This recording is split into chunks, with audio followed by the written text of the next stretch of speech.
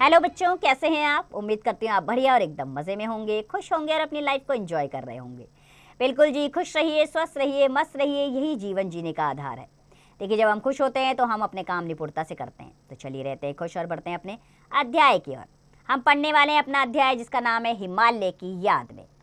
तो बच्चों, विश्व के सबसे ऊंचे पर्वत हिमालय की दुनिया सबसे अलग तथा बहुत खूबसूरत है। वह हमें अपनी हरी भरी वादियों में बुलाता है। एवरेस्ट विजेंद्री बछेंद्री पाल ने इस पाठ में अपनी हिमालय चढ़ाई की यात्रा का रोमांचक वर्णन किया है। तो बच्चों, हिमालय सदियों से दृढ़ता के साथ खड़ा है। कौन मनुष्य है जो बार बार उस तक ना पहुंचना चाहता हो।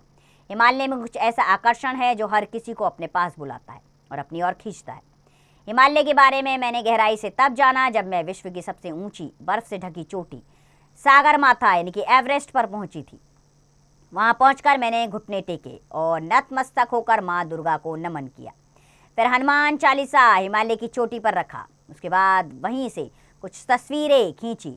जब वापस लौटी तो तारीफ के पुल और बधाइयों के फूल राह में मेरा स्वागत कर रहे थे।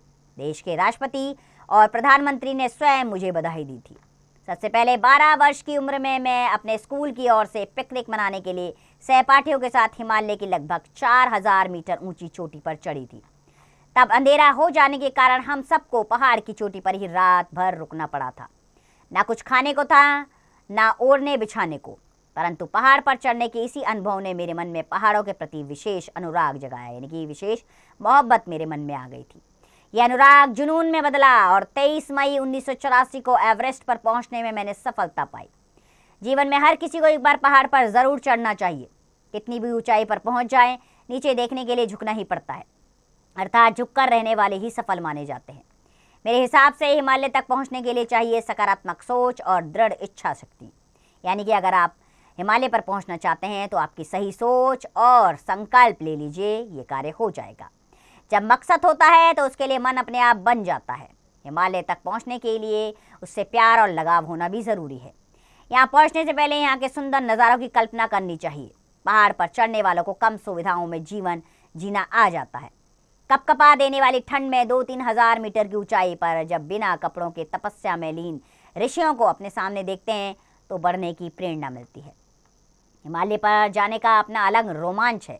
वह पर्वत ना होकर मानो जादुई संसार है। यहाँ पहुंचकर आप रोमांचित होते हैं। आप जानना चाहते हैं कि हिमालय कैसे बना होगा। हिमालय पर आने वालों को नई जिंदगी मिलती है। यहाँ बादल पहाड़ों की चोटियों को चूमते हैं। बादल कई बार इतने नज़दीक से छूकर गुजरते हैं कि बालों में ओस छोड़ जाते हैं। कई बार बादलों के आगे कोहरा ऐसे आता है जैसे किसी ने पर्दा गिरा दिया हो। आप हर पल आश्चर्यचकित एवं अचंभित होते हैं। जिन्हें बर्फ से खेलना है वे यहाँ सर्दियों में जाएं, और जो रंग बिरंगे फूलों की सुंदरता का खजाना देखना चाहते हैं वे जून जुलाई या अगस्त के महीनों में जाएं। चाहे जिस मकसद से आप वहाँ जाएं, जब वहाँ से लौट कर आते हैं तो सोच, नया जीवन और स्वच्छ आत्मा के साथ आते हैं। हिमालय एक पाठशाला है जहाँ सीखते रहने का कोई अंत नहीं है। हिमालय पर फूलों की घाटी है जहाँ ऐसे सुंदर फूल खिलते हैं जो केवल वही देखे जा सकते हैं। वहाँ लगभग 14,000 किस्म के फूल और जड़ी बूटियाँ हैं। ऐसा अनछुआ सौंदर्य है जिसे देखकर कोई भी सुध बुध खो दे। कई बार राह में फूलों का बिछौना आता है जो कहीं पीला, कहीं लाल तो कहीं गुलाबी होता है। यहाँ प्रकृति स्वयं ही हर ऋतु में नई सुंदरता नए रूप में प्रकट होती है। चलते हुए कभी कभी सोचना पड़ता है कि कदम कहाँ रखें। हम फूलों पर पैर रखकर पाप तो नहीं कर रहे। बर्फीले पहाड़ों, ऊंची चोटियों पर सदाबहार नदियां देखने का अच्छा अनुभव होता है। ब्रह्मपुत्र, गंगा, यमुना कैसे बर्फ से नदियों का रूप लेती है, ये देखकर मन प्रफुल्लित हो उठता है। हिमालय पर चढ़ाई करते समय लगभग 3-4 हजार मीटर की ऊंचाई तक मुश्किल नहीं होती। यहाँ से और ऊपर जाने पर ऑक्सीजन की कमी महसूस होने लगती है। जल्दी जल्दी सांस लेनी पड़ती है ताकि ज़्यादा से ज़्यादा ऑक्सीजन फेफड़ों के अंदर पहुँच सके। हिमालय पर रह रहे जानवरों का जीवन देखने लायक होता है। ये जानवर तब तक आपको नुकसान नहीं पहुंचाते जब तक आप उन्हें नुकसान ना पहुंचाएं। हाँ, एक बात और, कुछ लोग यति से डरते हैं जो बचपन से पहाड़ों में पली बड़ी और कई बार हिमालय पर गई, पर मुझे कभी कोई यति या हिममानव नहीं मिला। ये सब मनगढ़ंत बातें हैं। हिमालय पर चढ़ने वालों को पानी बहुत पीना चाहिए क्योंकि वहाँ हवा में नमी कम होती है। जब सांस ले रहे होते हैं तो आप सूखी हवा खींचते हैं और सांस छोड़ते हैं तो भाप सी निकलती है। नमी निकलने से शरीर में पानी की कमी हो जाती है। चढ़ाई के दौरान बर्फ देखकर ज़्यादा कपड़े पहनने से भी पसीना खूब आता है।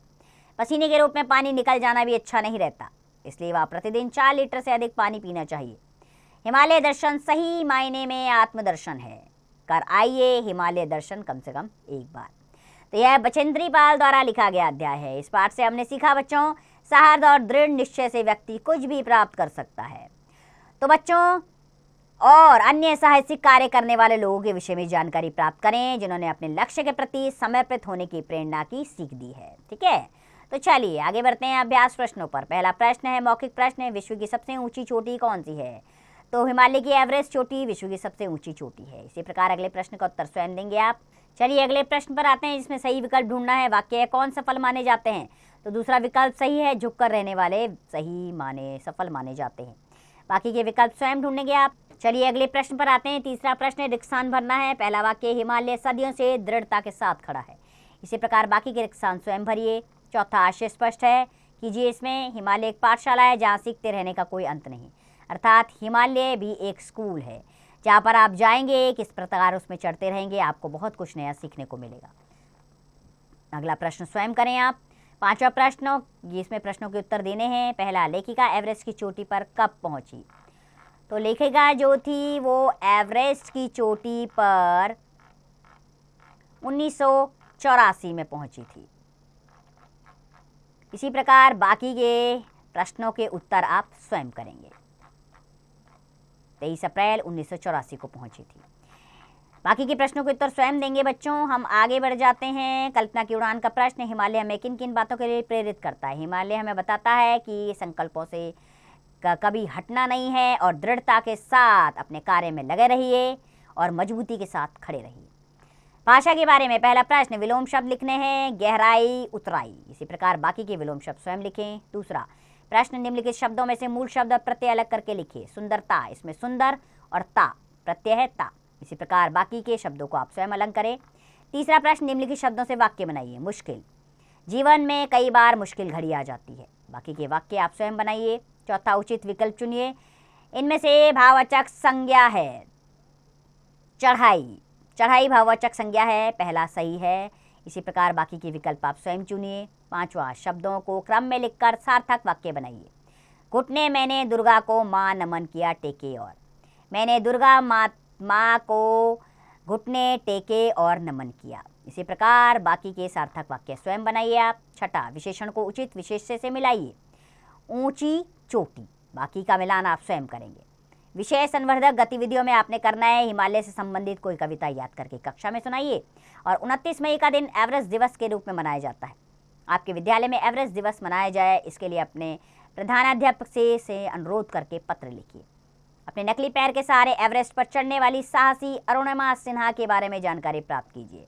इनका पैर किसी दुर्घटना में कट गया था, लेकिन फिर भी उन्होंने एवरेस्ट की चोटी फतेह की। ऐसे हैं कई महानुभाव जिन्होंने अपने शरीर की विवशता को नहीं समझा और अपने साहस को आगे रखा और वह कर दिखाया जो किसी के बस में नहीं था।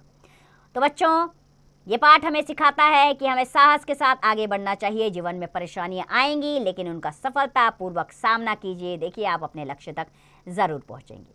उम्मीद करती हूँ अध्याय आपको पसंद आया होगा। तो खुश रहिए, स्वस्थ रहिए, मस्त रहिए और इस पाठ का अभ्यास करते रहिए।